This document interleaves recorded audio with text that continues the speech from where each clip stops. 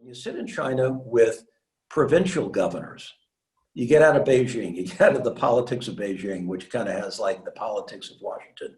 You sit down and you talk to provincial governors, and you have a very common conversation. You talk about healthcare, you talk about jobs, you talk about schools, and it's really interesting. And so this kind of gave rise to at least some of my early thinking about a subnational approach.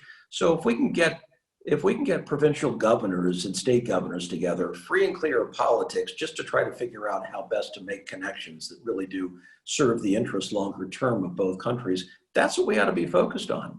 So leaving this in the hands of governors, I think is a really important thing, because it really does strip it free and clear of a lot of unnecessary politics. Last year, before COVID hit, we took a delegation of mayors from cities to China.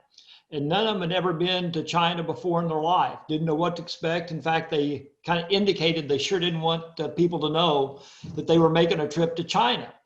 But we went, and to a person, every single one of them came back and said, this is a whole different world about China than we expected it to be. It's not that we agree with each other on all the issues, but at least it's the human aspect of it. When I was, after I left office, myself and Kip Bond made trips together to China.